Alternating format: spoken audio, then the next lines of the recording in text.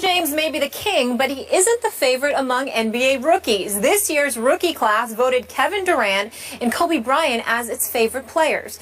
Durant won the vote at 21%, edging out Bryant at 18%. In an annual survey of rookies conducted by NBA.com, LeBron James finished third at 15%, and reigning league MVP and NBA champion Stephen Curry tied for fourth with D. Wade, each earning 9% of the vote. Interesting poll here. Stephen A., what does this tell you about the rookies? Well, listen, I think that, the rookies have an appreciation for the greatness of LeBron James. It can't be denied. But when you look at Kevin Durant, you see what a sniper he is from long range. When you look at a guy like Kobe, you see the assassin's mentality that he has. And I think those two components are a bit more attractive than the entire arsenal that LeBron James brings to his, brings to the table for himself. And then, to me, I would have liked to have seen Steph Curry on that list, because I think Steph Curry is the best marksman in the game today. And of course, you see guys that, they look at Dwayne Wade and they fantasize about Dwayne Wade when healthy, because Dwayne Wade, when healthy, is lethal himself. And you also have to take into account the fact that folks have tired of LeBron James in this respect. We know about his greatness. His greatness is undeniable. But at the same time, they hear it so much, and they're not oblivious to the fact that he does have 4 NBA Finals losses on his resume. And so when you look at it from that perspective, there are guys that are going to feel like, well, we understand it. We got mad respect for him. He's the best in the game. But at the same time, there are others to like just as well, if not more, legitimately so. And I get where they're coming from. But, Stephen A., in the end, the rookie's appreciation of LeBron James can be denied a little bit, because I got to tell you, I was surprised by this. I would have bet against this, because the two players who received the most votes, KD and Kobe, didn't play last year. So they were kind of out of sight, out of mind. KD played some, obviously. But, LeBron James, as you always say, and I do not disagree with, is the best player on the planet. He is the most popular player on the planet as far as the NBA goes, I think. I could be wrong about that.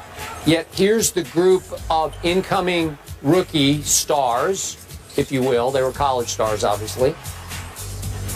And they're not paying that much respect to LeBron, because 21% of the vote went to Kevin Durant. I get what you say, long-range sniper and all the above, and Kobe just on his legacy greatness. I get that at 18. But I'm surprised, and I'm with you on your perception of maybe they're just tired of LeBron. Maybe they see too many LeBron commercials, although Kevin rivals them, because every time I turn on my TV, I see Kevin Durant in another commercial. So in the big, but like you say, he's lost 4 finals. He's been in 6 of the last 9, but he's lost. So does that diminish their respect? I'm talking about just a little bit, because he did get 15% of the votes. But go ahead.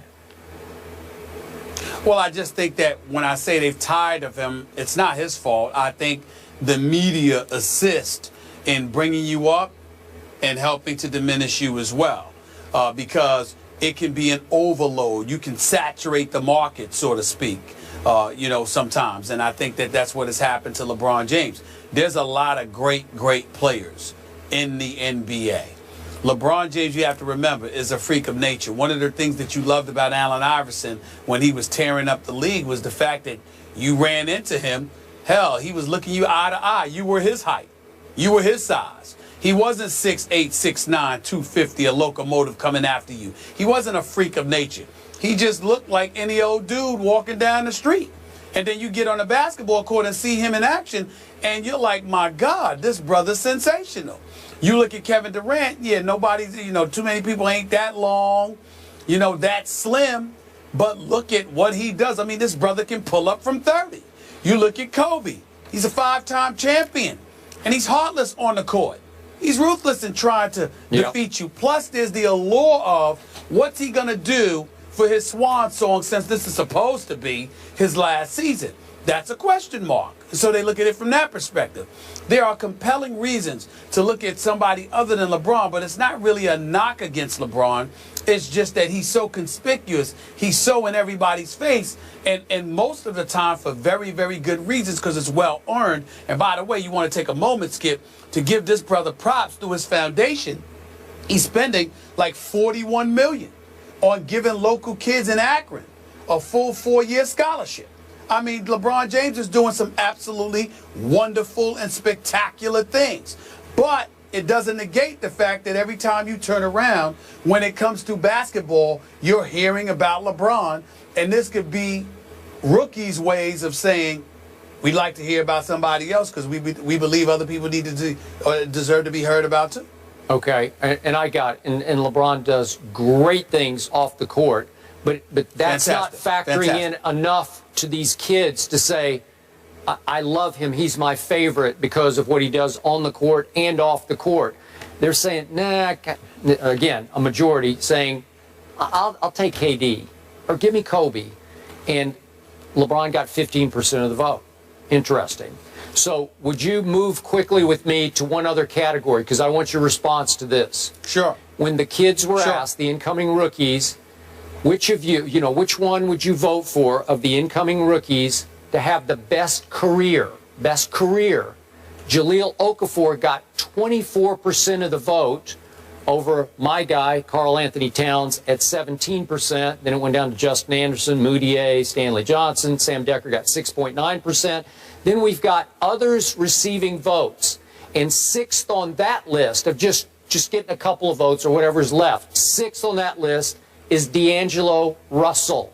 So the Lakers obviously had the opportunity on a silver platter to take Jahlil Okafor, who got 24% of the votes, best career, and they took D'Angelo Russell, who got the sixth fewest others receiving votes. So the players who usually know who can play because they played against each other all through AAU, obviously, and some in college.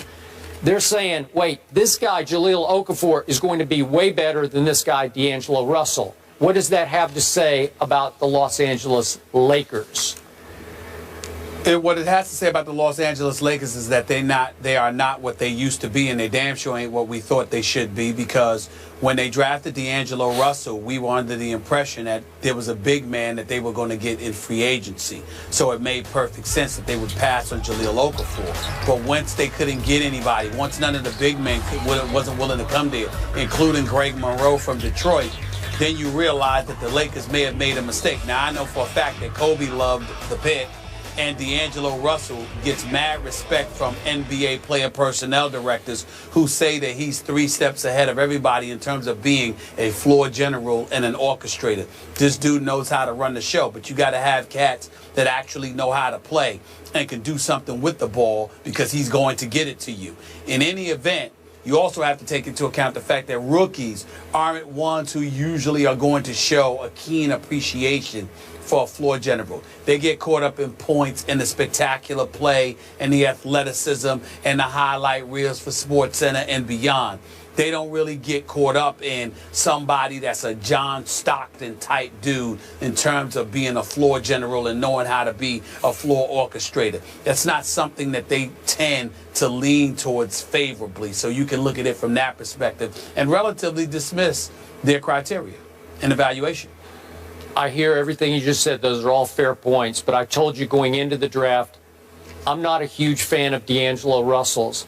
I'm a little bigger fan of Towns than Okafor, but you loved Okafor, and I think the Lakers made a huge, huge mistake here. Even though what you said, if they had their eyes on some free agent big man and it didn't work, I get that.